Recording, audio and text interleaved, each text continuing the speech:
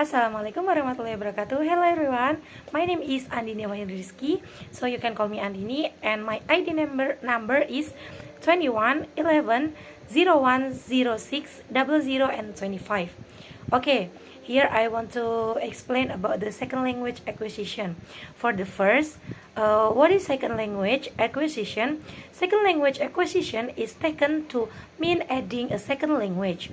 Once a learner has a fairly good notion of his first language.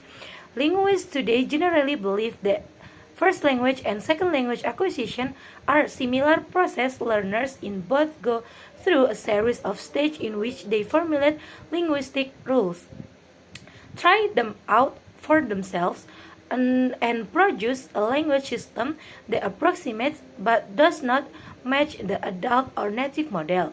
By forming and testing hypotheses, the learner plays an active role in the creation of his own language system. Here, so many models of second language acquisition. For the first one is Creation's monitor model. Creation's 1981 distinguishes between two dependent but interrelated systems for internalizing rules of second language acquisition, which is subconscious, and learning, which is conscious. Adults may use both systems, but children generally acquire second language just as they do first language. Acquirers use their intuitive implicit knowledge of the language, whereas learners use their formal explicit knowledge. Just as acquisition can occur without formal learning, so learning does not always become acquisition. For example, a second language learner may know the rule for third person singular, but still omit the when he speaks or writes.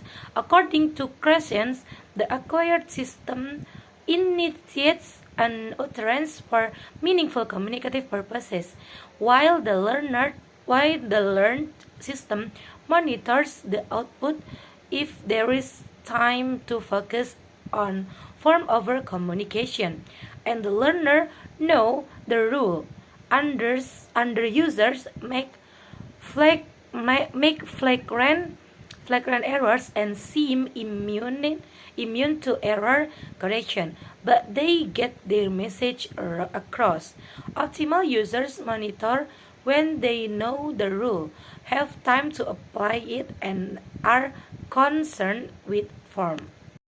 The second one is the evidence for the monitor model. The monitor model, based on Morphen studies, suggests that second language acquisition is similar to the first language acquisition, despite differences in learning situations and methodology.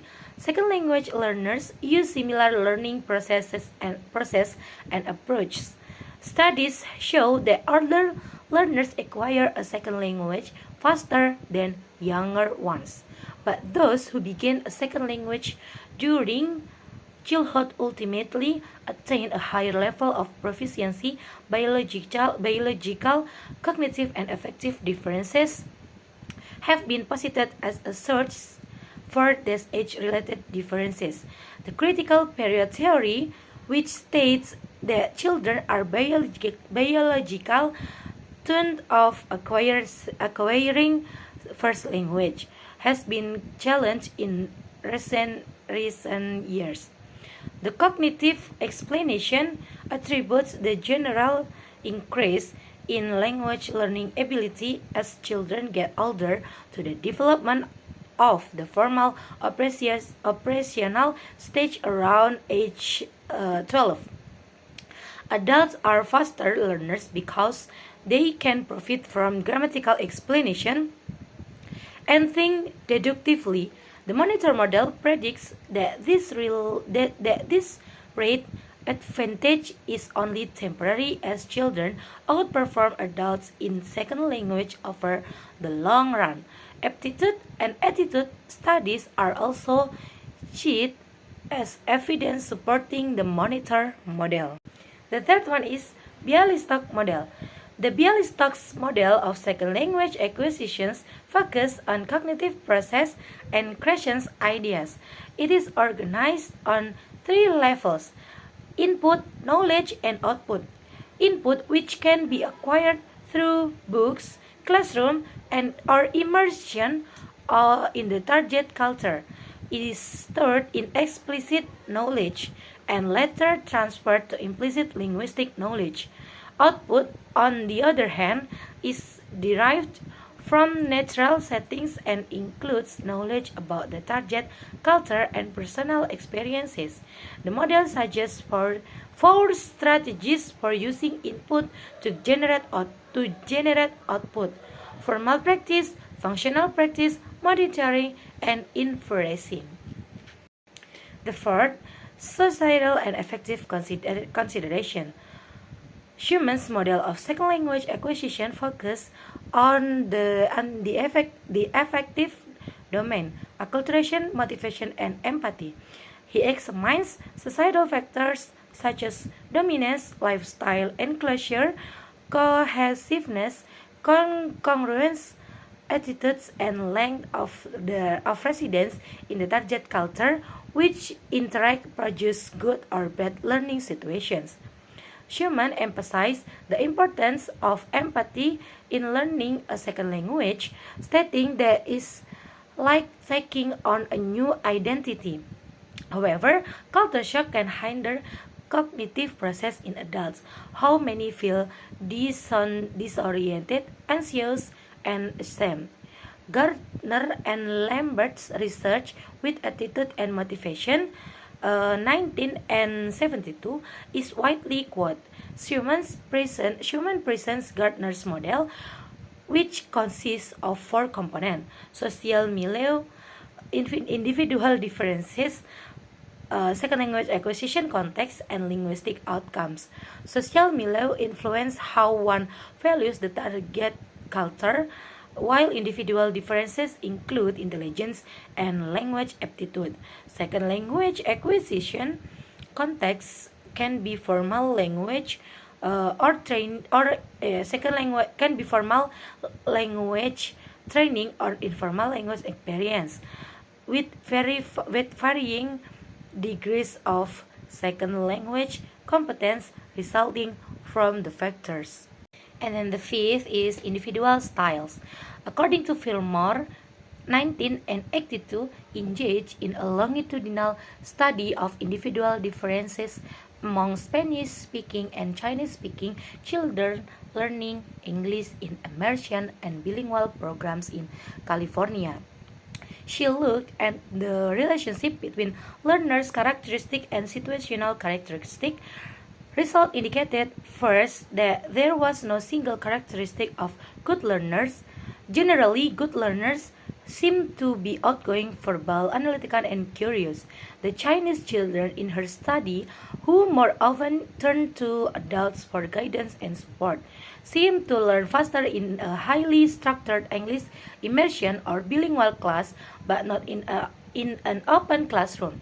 The Spanish children in her study, who tend to turn to peers for ideas and direction, seem to learn less English in a bilingual class, which does not have good models to follow, and to learn more in an open classroom, which provides interaction with native speakers. Many researchers today are asking learners to report on their own linguistic behavior. The second language learners learns orally. The second language learners associates with native speakers and has had no formal language learning. He does no conscious processing of language and does not try to memorize. The third second language learner does not relate very well with the second language community. The fourth second language learners first tries to get an intellectual understanding of the structure of the language, then talks to a native and reads in the target language. In the work of Azhar Irshadi, who interviews several second language learners who have been living in the United States for 5 or more years, I found similar variation. And then the sixth or the last one, creative construction process. Second language errors can be attributed to strategies used in language acquisition, such as overgeneralization and rule simplification. Studies by Dulay and Bird 1974 suggests that most errors made by children learning English as a second language can be explained by the creative construction process. This process involves children gradually reconstructing rules for speech they hear, guided by universal innate mechanisms. As the learner becomes more proficient, they move through interlanguage, first language, second language, or third language, etc. Each more closely approximating the target language. However, the final interlanguage may remain different from native speakers' speech due to the persistence of some errors that have become fossilized. The creative construction process involves both universal strategies and variation in learning style, data revealing interlanguage cultures, error analysis, acquisition sequence, and frequency of structure types produced without error. Okay, I think that's all more enough from me. Let's I say, wassalamualaikum warahmatullahi wabarakatuh. Bye.